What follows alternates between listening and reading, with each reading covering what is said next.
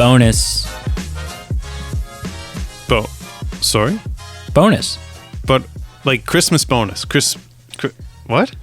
Well, yeah, but more like the Christmas bonus from Christmas Vacation, where instead of a big fat juicy check, we've just made a donation to some charity in your honor. So Is that swimming pool you planned? Yeah. Yeah. No, listen. So hello. Okay. Hello and welcome to the Movie Men podcast. I'm Peter. Yeah. And you're Pete's Brady. Back. Yes. Welcome back. Welcome. Myself. Been a while. Been a hot second. Yeah. Yeah. Carl did a good job of channeling you last week. Good. Good. He tricked me on. I didn't get a single trivia question right. Oh man. Oh, stumped me so bad. Yeah. And he even screwed up introducing us, which that's totally me. Yeah, he referred to himself as Pete, and I think he did it as a joke. He's like, "Oh no, wait, I'm Carl," and I was like, "Actually, the fact that you screwed that up is fairly accurate. That's on brand. That works." Pete's back, and if you're new, if this is the first episode you're listening to, then holy hell, welcome to the Movie Men podcast. Right off the top, you're going to want to go check out all of our social media links down below, because the way our show often works is we post votes and we have you guys vote and you decide what movies we're going to watch and review. They're always based on categories around the holidays. They're, Halloween movies, Christmas movies, sometimes, what have we done? Like Thanksgiving and stuff like that. Thanksgiving, yep. Valentine's Day. Yeah. But more so recently, we've been working, I say recently, it's actually like the last year and a half now. Yeah, it's been a while. We've been working through the years of film, starting recently and then moving back in time. And we're up to 1996, we've reached 1996. Yeah. And First Wives Club 1. Yes. And this is like the first time, this was like, it's groundbreaking. Because First Wives Club 1, which I would, if I were stereotyping, I would peg as a rather Pete film. I would go, yeah, okay, like that's one that it's an option you put forth, and just knowing you and your movie tastes and stuff like that, the types of stories and whatever narratives that you enjoy, I'm like, okay, that makes sense to me. Right. Excuse me. And then you were like, but I was really looking forward to watching that horror film. And I was like, Ashton Kutcher, is that you? But you weren't punking me. You were like, you were like, I was looking forward to watching Scream. And so you proposed, shit, man, let's do both. And I was like, okay. So that's what we're doing. This is a bonus episode. Our next episode will be our proper main First Wives Club episode. But we're here to talk about the 1996 Wes Craven film, Scream. And the one thing I'll plug is we'll get more into the vote options for the actual episode. Like, this is just about Scream today. But I will say also, it was that Scream was so very close to winning. Like, it was like a few votes back. It's not like it was last place and you're like, oh man, like exactly. It was a close runner up. Yeah, it wasn't just like, my friend's neighbor voted on it and no one else did, and we said, well, let's do it anyway. Like, it made sense, and heck, my interests aligned, believe it or not. So, Scream. I'm choosing not, but we'll see. We'll see. You're be prepared to be rickrolled as I just cue the music and walk away. I'm guessing you don't have trivia. Not for this one, just as it is a bonus app. Right. And, okay. That's fine. First impressions? You're going to just jump right in, do first impressions? I think we could. Yeah. Okay. So, I watched this film for the first time. I've seen all of the films in the Scream franchise now. Yes. I was aware. Marathoned through them about a month and a half ago. Yeah. And was that in... You can inform me. Is that in relation, like, was there a new release that came out pretty recently? Am I correct or not right? Yeah, so one came out like in January or February or something. But it wasn't because of that. It was simply we were on vacation at the farm. Oh, sure. And so, we have this like the last time we were at the farm, we worked through the Halloween films. And then and it's not always horror, but we just like, I don't know, we find a franchise that has a couple, like 4 or 5 at least entries. And then we just kind of like work through it. That's fun. That's cool. Yeah. So, so I've seen them all now. And that was my first viewing of all of them. Oh, interesting. Yeah. But just like almost every other 90s kid, at one point for Halloween when I was like 10, I probably went out as Ghostface, just because that mask was everywhere in the early 2000s. Literally. And so, listen, this, I don't know specifically the first one. Well,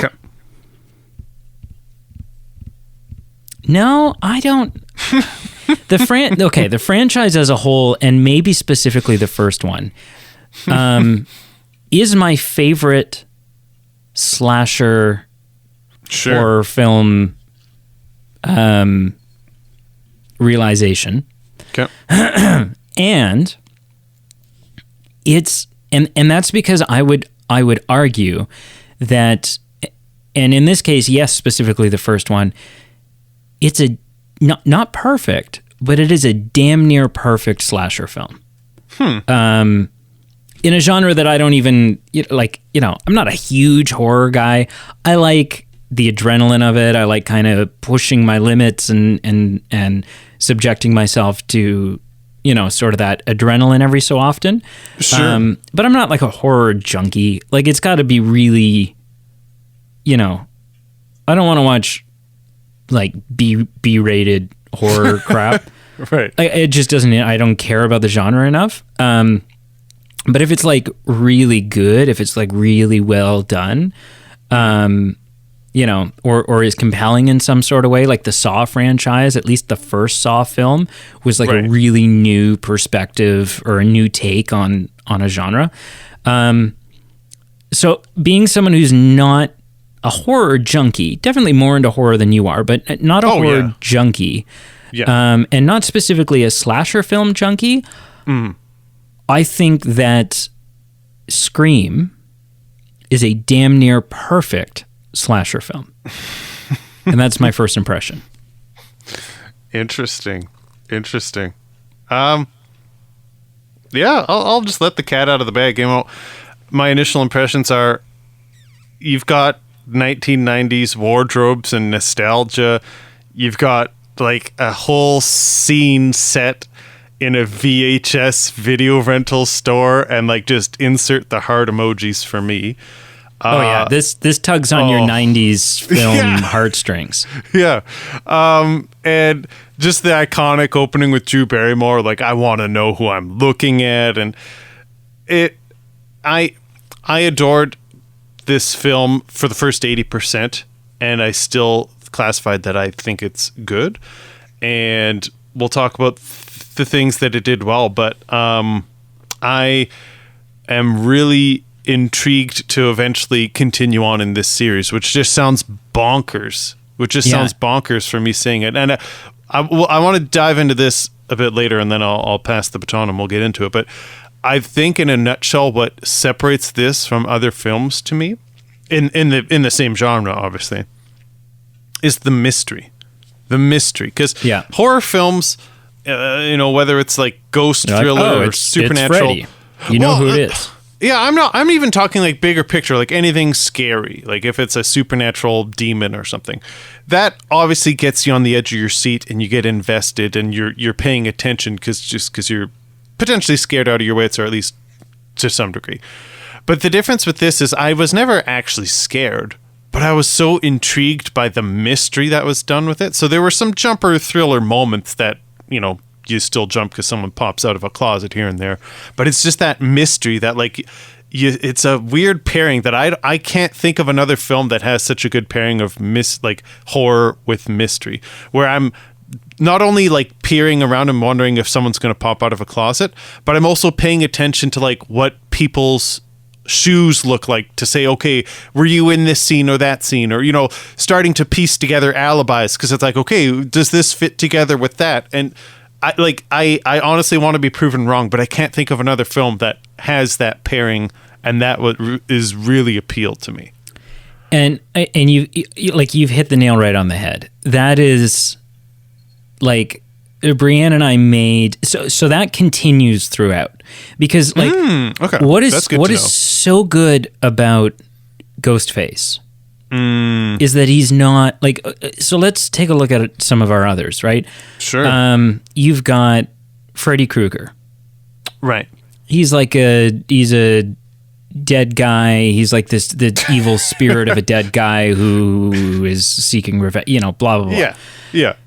Jason Voorhees, I haven't seen the Friday the 13th movies, but I know he dies a lot and then comes back a lot based on just the titles, like, you know, Jason dies again, Jason lives, Jason goes to hell, Jason, you know, like whatever it is. And so you're like, okay, so that's, there's a disconnect to reality there. Michael Myers from the Halloween films is just a guy. However, he gets shot a lot and stabbed a lot. Like, he just keeps getting back up. And you're like, okay, how did you recover that? Like, how are you still swinging with that arm? You start scratching your head and going, come on. Yeah, come on, okay. And you start to wonder, like, is he just human?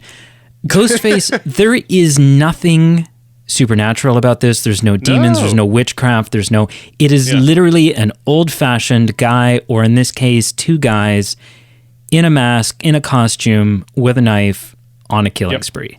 Yeah.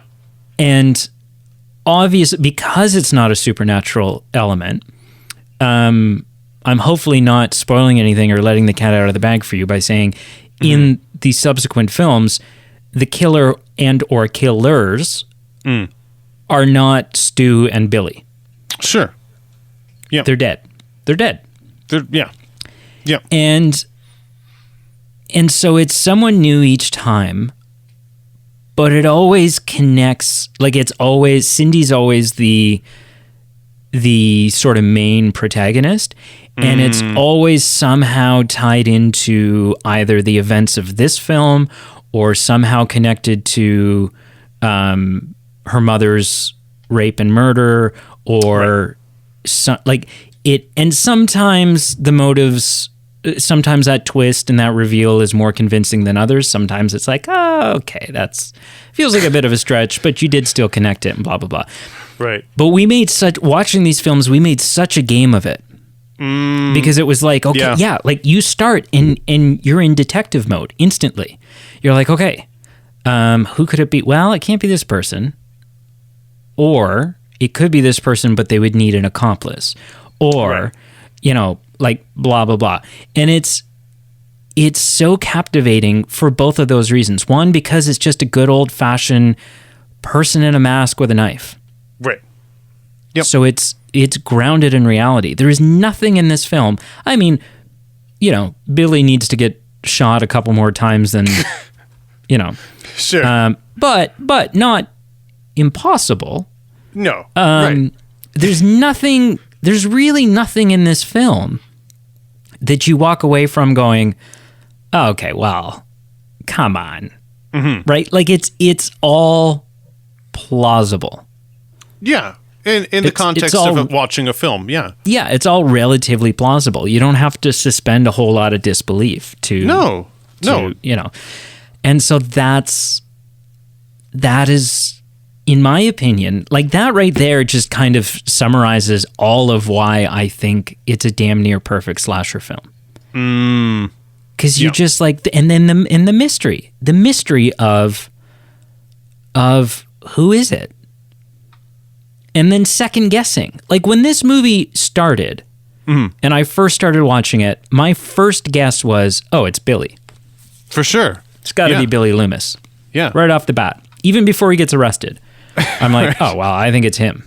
Because it makes sense, because he's the boy, he's close to her, and that would be a real big twist, and blah, blah, blah, and, and then he gets arrested, and I'm like, oh, well, it's a little early for us to have caught.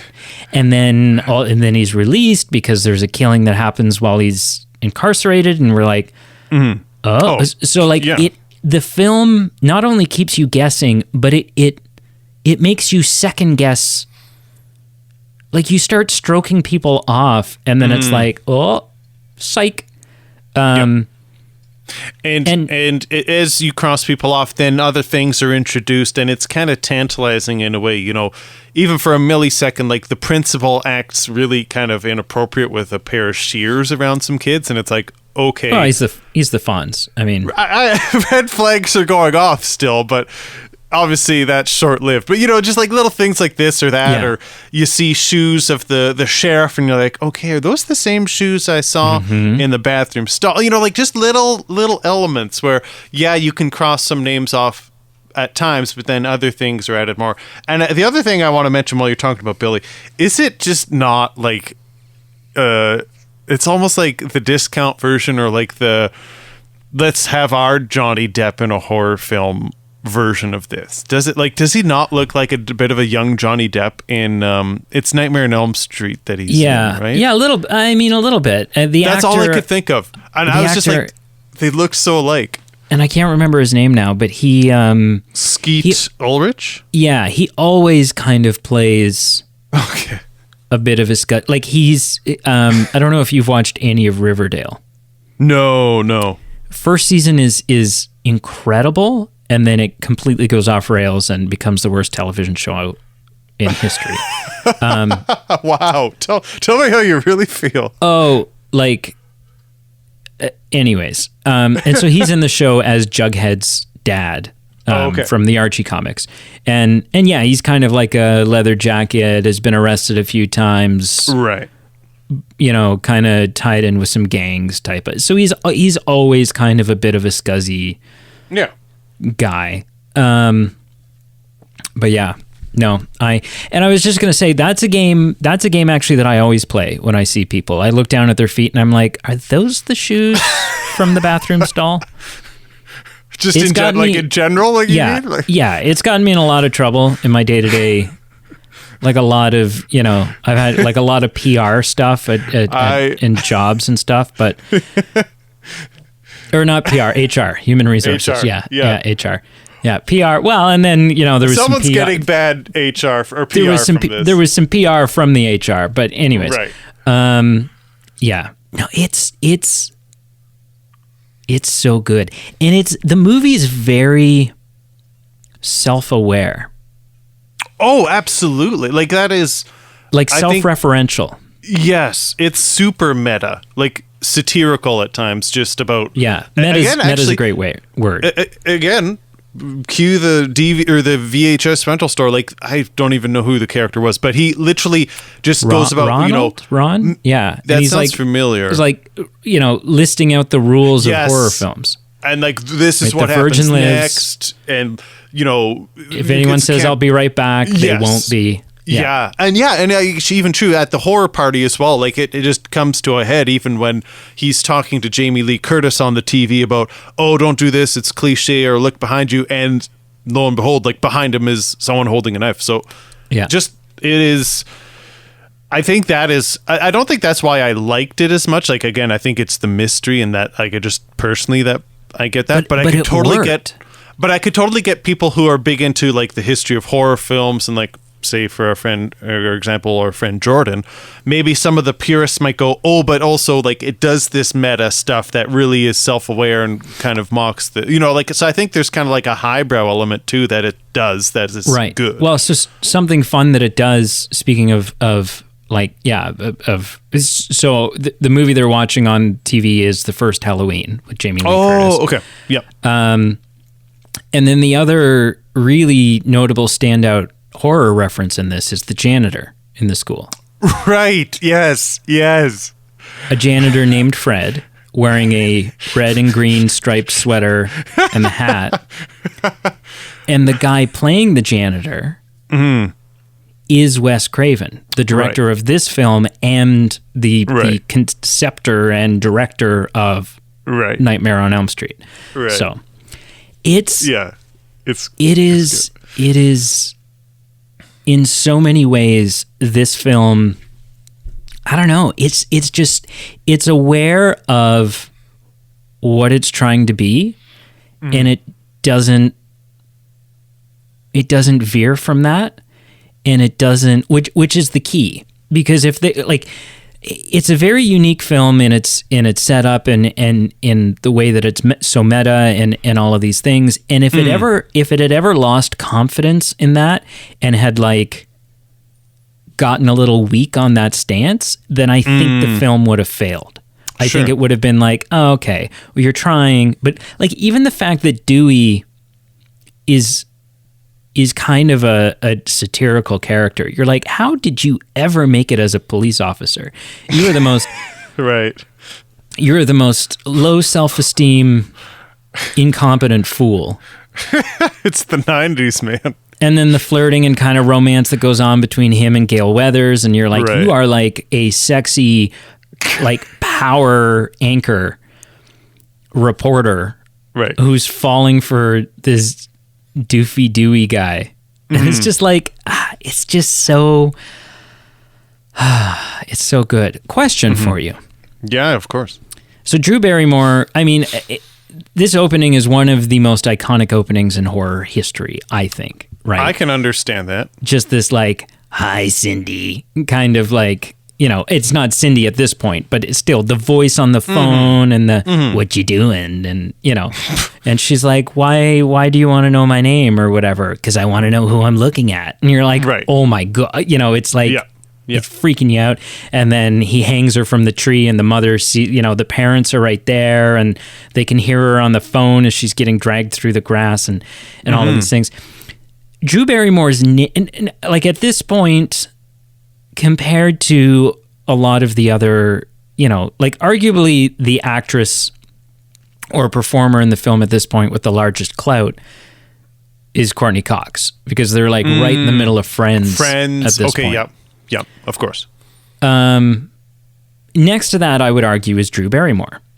Oh, yeah. Right? Like child actor. She's in E.T., she's in Firestarter, she's in like all these movies. Her name's on the poster. Yeah. Is this a name on the poster performance? Like, you're there in the first, like, really, I would chalk this up. I would be very comfortable saying Drew Barrymore has a cameo in this movie. I think she's there just for, I think she's on the poster just for star power, just for like, you know, Drew Barrymore's in our movie. What I'll say is, of course, it doesn't hurt having someone like that on your movie cover to sell tickets. And before I get around to my counterpoint, I will agree that opening is incredible. And even just the teasing of it, where you get the parents walking up on the steps and you go, oh, like, I think luckily she's going to get out of this. Her parents are within reach, and then just all goes to shit. And she doesn't. So I think that is an incredible opening where you get the, kind of like the highs and the lows of, okay, maybe she's going to make it and she's not, and it's done well. I think what it does is, and why it's, I guess you could still argue that it's a cameo, but I think what it does well is it makes the audience say, holy darn, if Drew Barrymore, like the ticket actor in this whole film, dies in the first 2 minutes in, anyone is fair game. Anyone is fair game. You can't just assume that main character X, Y, or Z are going to make it, or at least if they die, it'll be in the closing scene. Like, I feel like that just heightens the intensity. So I guess by definition, sure, maybe it should be a cameo, but I think she absolutely should be on the opening cover to have that shock value for the viewer. Right. Yeah, that makes sense. What what I want to say is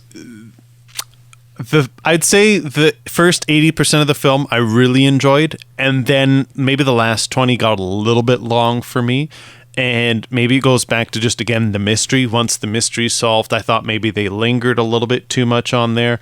You know, I feel like Matthew Lillard performs his role well, because I find him incredibly annoying, and I think that's the point. Like, he's this annoying, cynical teenager who's killing people. I also think he literally seems to be typecast in like every role he plays. Like, well, it's hard to see him as anything other than Shaggy now. Like, yeah, he's just become so synonymous with, because he went on to start voicing Shaggy in like shows and stuff, right? Like that that became sort of his legacy. But yeah, no, I know what you mean.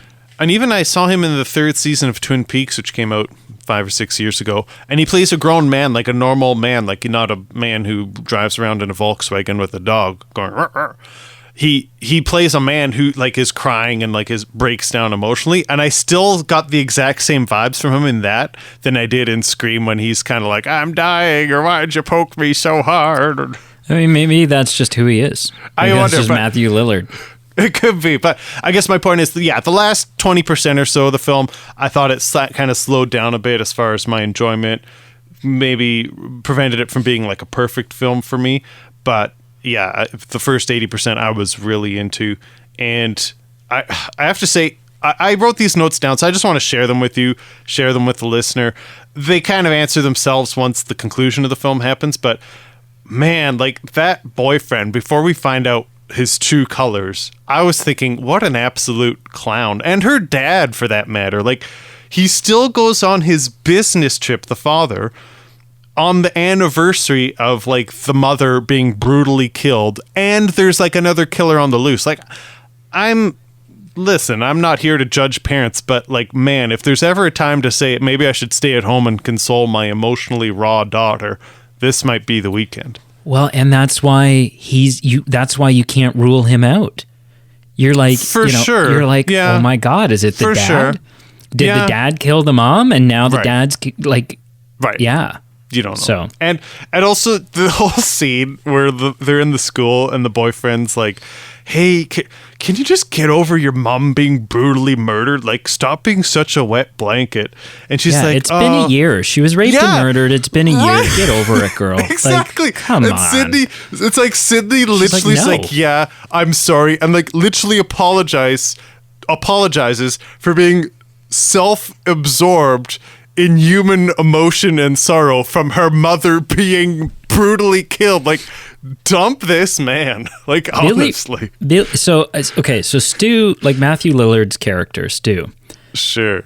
He is kind of dorky, and he's clearly not the mastermind, right? He's kind of the accomplice to Billy. He's just there for kicks and we realize that as soon as, Billy starts killing Stu. Like, that's not accidental. Like, he's intentionally cutting too deep. Right. And which that's like a cringy scene to watch as they start stabbing each other back and forth. Yeah. And but Billy is like, when you realize, like, at the end of the day, I think I get what you're saying about the ending. To me, it didn't slow down just because it was like, okay, well, it's them. Mm-hmm. And then my brain gets busy kind of like going back through the film and like piecing it all together and going, okay, yeah, like they've dotted all their I's and crossed all their T's, like it all checks out, that works. And then they do a good job of like, then Cindy gets the voice changer and she gets the outfit, and Billy's like having a shit fit, like tearing the house apart and like all this stuff. Right. But you just realize like how diabolical, how sinister Billy Loomis was. Because not only did he rape and murder Cindy's mother. Ugh. Yeah. Not just kill her, but like violated her in that way and then killed her. Right. But then and to me, like, obviously that's sadistic. all of the people that they kill in this film, that's sadistic. Trying to kill Cindy, that's sadistic. Like, it's all sadistic. Mm-hmm. But that moments before, like an hour before this all goes down, our climax, he successfely seduces Cindy and finally takes her virginity and has sex with her. And it's not because he loves her. No. He arguably never loved her. No. Right? They've been together a year, I guess, and it's been all because of this. Mm. And it's like, it was just like one more mountain that he was trying to summit. Like, it was just one more way in which he was taking something from her and like, just like almost like another, no pun intended, but it's like another twist to the knife where it's like a strategic thing where it's like, okay, I'm inflicting this pain upon this person, and that's the next item off the box I'm checking off. Because it wasn't even, and it's not even like, and he thinks, oh, she's going to have to live with this memory, because his intention is to kill her. Right. It's like a combination of two things. It's one, it's the sadistic satisfaction for him that he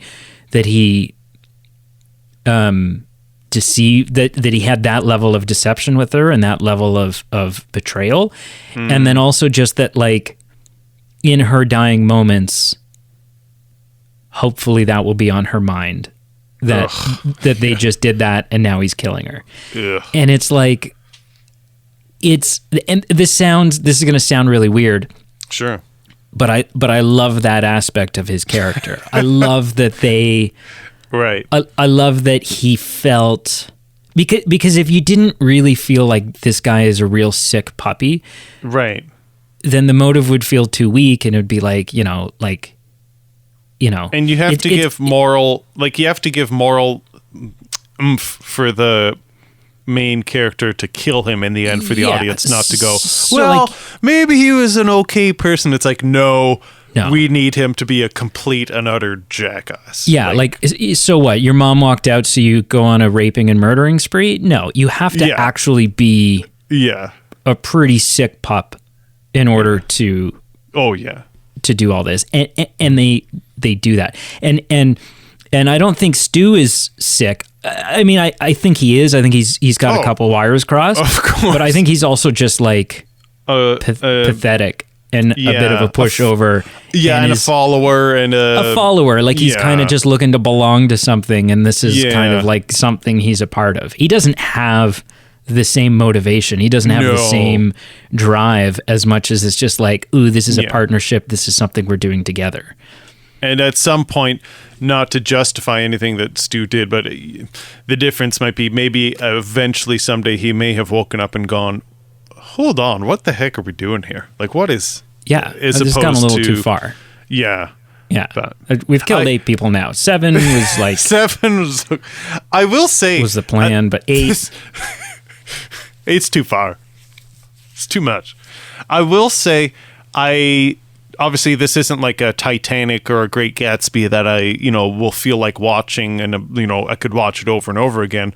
But what I will say is, like, when the time's right, so it might be seasonally, like the occasional Halloween, I definitely could see myself watching this again. Depending on how the other ones hold up, maybe the other ones would be too, but definitely this one.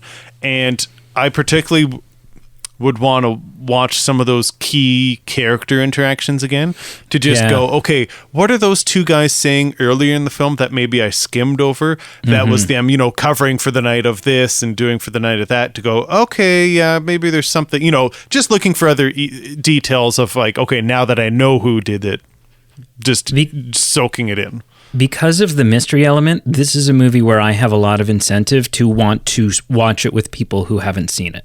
Show it to people. And kind of be a part of them trying to piece it together. Sure. And that makes sense. Yeah. So I think it's got a world of rewatch value, I think. Oh, yeah. For sure. Yeah. Cool. That's really all I got. I think I'm ready to rank this. All right. Scale of 1 to 10, sir. How do you rank? I think I'm going to be pleasantly surprised here. How would you rate the 1996 film Scream? Listen, I gave it a 6.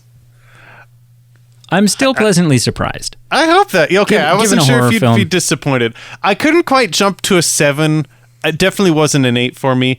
And that being said, a 6 is still solid. It's above midway, and I still incredibly enjoyed, like, not just the nostalgia factor, but just the mystery. Again, I can't say that enough. So it was a strong 6 for me, and it probably falls in that category.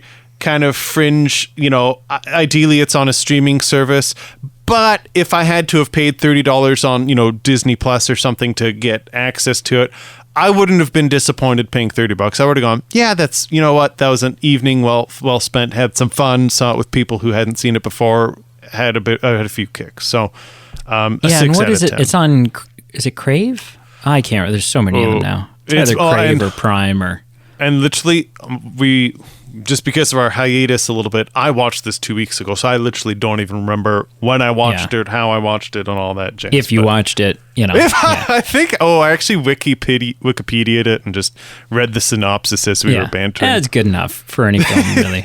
Yeah, for sure. Schindler's List. Oh, no. I've read about it. What did you give this out of 10? I give it an 8.3. Okay, fair enough. I think it's got a lot going for it. I think something that, and this isn't, it's not to say that there's no films that are good that are older than this, because that's certainly not true. I think the fact that it is 1996 and that we're not seeing like a late 70s or early 80s slasher film also helped. Okay, yeah. Just because it feels less campy and less corny because of it. And so, yeah, but I like everything I said, I think Ghostface is captivating. The mystery of Ghostface, the voice of Ghostface, the just sort of the tangibility of him, the grounded, it could be any of us. Yep. Could be any of us. Could be. And yeah, and I actually, I'm a costume person. I like doing, I wouldn't go as far as saying like I'm a cosplayer. Right. But I like costumes, and I like good costumes. Like I will, like I have a really good Joker. I have a good Joker costume. I have a good Mad Hatter costume. And those are both costumes that I didn't buy like, oh, this is the Joker costume jacket. These are things where I like scoured Value Villages and when I did my Mad Hatter thing, I actually ordered the top hat from like a steampunk cosplaying website and then tweaked it and decked. Like I don't have costumes. I have outfits that are. Does that make sense? Right. Yeah. Right. Like a real tie made out of real. Like at some point, someone wore this tie, and then I found it at Value Village, and I was like, oh, that would work really well for my Mad Hatter costume, or that would, blah blah blah. When this film wrapped up, I got into the mode. I haven't purchased anything, but it put on my radar. I was like, okay, like I'm going to go on Amazon, I'm going to go on Etsy, and I'm going to see like, are there really good, not like your Walmart Halloween version. Are there really good ghost face masks out there? Right. And is there a really good like ghost face cloak? And then can I find some fairly screen accurate work boots and some, so, and I think that it's a fairly simple, like you get sort of those three components of the costume, some gloves, and then like a knife, a toy, like a fake knife. It's a pretty simple cosplay to do. Sure. And I'm thinking it's one that I'd like to have, in my trunk of things to pull out. So, yeah. Yeah, but like a really good one, right? Of course. One that people look at and they go, "Oh wow, like this is not a thin Halloween cloak. This is a ghost face cloak. Like this is, and to go as far as like, I'm also not above the idea of like maybe that cloak is something that needs to be made, right? Maybe that's a find the material and have it made type of thing. So, hey man. That's whatever awesome. makes people happy. I guess so. No, that is cool. That is cool. Cool. Listen, we're not going to talk about what we watched this week. We're not going to talk about any movie news because we're going to do that in this Sunday's episode of the First Wives Club. So wrap it up, sir. Well, thank you for listening. Like, follow, subscribe wherever you can. We appreciate it. We also like hearing from you, so a like and a comment on an episode post or any type of post. Much appreciated. Check out our Patreon page. Check out the merchandise page. Help us pay the bills. Help us pay you back with some services and perks. And until next time, which will be First Wives Club, we'll talk to you soon. Bye-bye.